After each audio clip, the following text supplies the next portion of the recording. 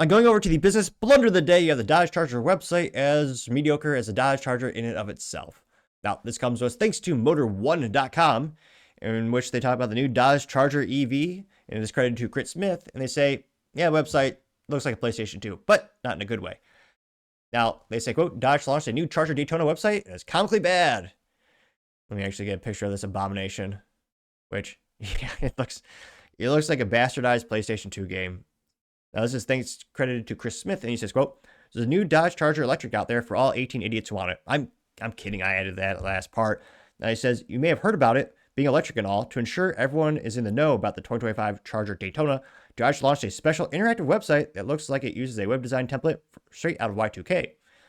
Now they say, you can see it yourself at dodgechargerportal.com. If you want to get to it to load, it might take some minutes to get to do that, often hanging up and getting stuck at 50 to 86% for several minutes at a time, which, yeah, here's a picture of it and actually not loading on the iPhone, which, did they just, how do you mess that up so it won't even load properly?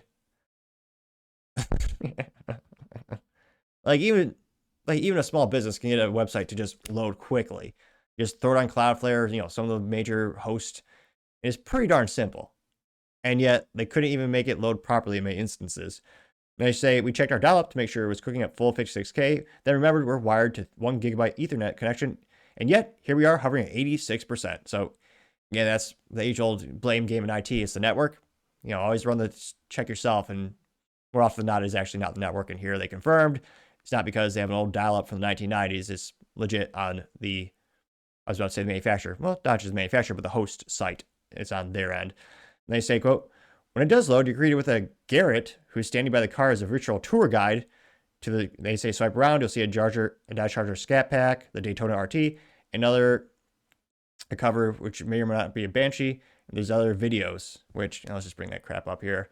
Which, again, if they're actually going for nostalgia, and they did it right, I would argue this would have been a brilliant marketing tactic, but it looks like it's just lazy design. And here you can see, it's almost as if they have a real person that cut it out like a South Park, put it into an animation, and you can see the Dodge Charger over the background. Again, whoever they paid to do this got paid way, way too much. Let's see here. If we go to that, Dodge Charger EV. Jeez. So all 18 people who really wanted to see this car and maybe configure it, they actually can't. Which, for a New York minute at a New York, I almost thought it was Snoop Dogg for a second. He endorses darn near every product on the planet. Why not do this one? But no, it's not him. And I say, quote, to Dodge's credit, the company is trying like hell to get people excited about their Daytona. The car isn't slow and doesn't look bad. When the website works, you see the full information and there's a car under the cover. Clearly a teaser for a bigger, more powerful one. So yeah, it seems like they can't do anything right with this Charger. And again, I can't help but suspect there's going to be a copious amounts of dust on dealership parking lots on these things as they move so slowly.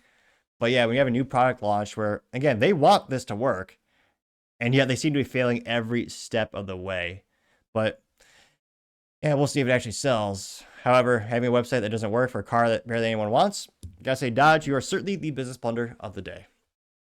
Thank you, everyone, for taking the time to tune in today. Again, trying to get to 5,000 subscribers by the end of the month. So if you can click that button, I really appreciate it. Also, give me a thumbs up, thumbs down, or comment. It's a great way to give me some additional feedback, letting me know how I can make the show better and better. Lastly, don't forget to take time to tell your family, tell your friends, tell your coworkers, heck, tell your enemies, tell anyone and everyone. Just stay safe, fight the good fight.